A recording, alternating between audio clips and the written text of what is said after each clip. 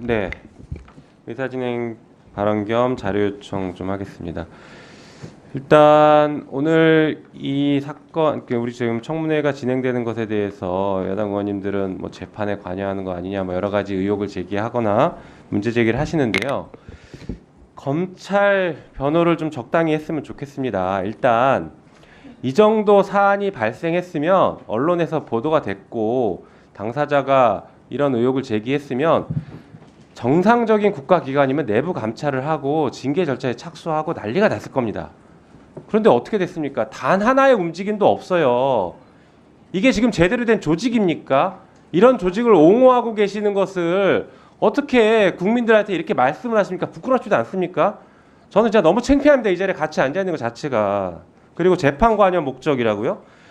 우리는 제가 나가지 말고 그쪽에서 나가십시오. 하기 싫다고 하시니까 우리는 지금 징계 절차인 탄핵 소추를 의결하기 위한 조사를 하는 겁니다.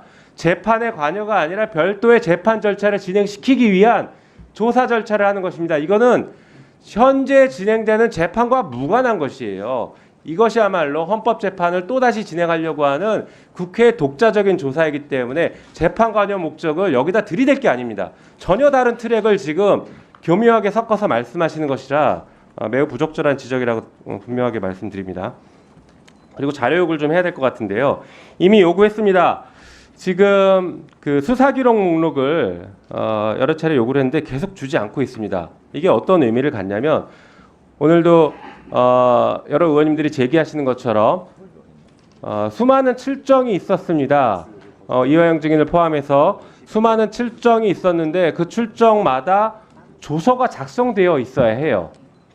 그런데 조서가 지금 작성이 안 돼 있다라고 하고 있고, 그러면 그 조서가 작성됐는지 안 됐는지를 확인하기 위해서는 모든 조서를 다 기록해 놓는 수사 기록 목록을 확인하면 됩니다. 다시 말해서 수사 기록 목록과 그다음에 수많은 출정 기록과 비교를 하면 조서를 작성했는지 안 했는지를 다 확인할 수 있기 때문에 수사 기록 목록은 반드시 받아야 되는 자료입니다.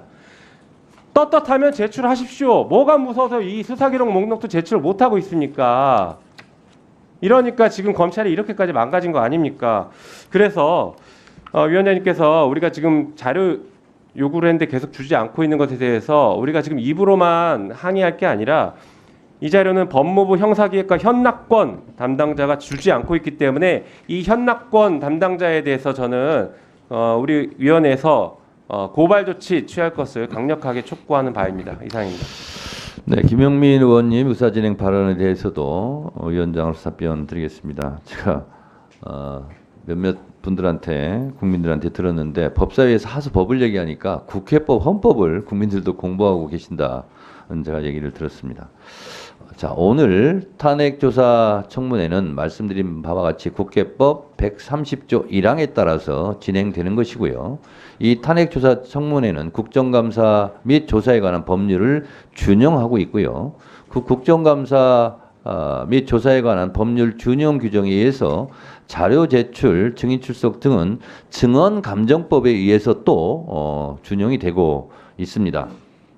국회 증감법 제4조 공무상 비밀에 관한 증언 서류 등의 제출 관한 조항을 다시 한번 읽어드리겠습니다. 법무부 관계자들 법을 잘 알고 계실 텐데 모를 리 없을 텐데 그렇지만 다시 한번 읽어드리겠습니다.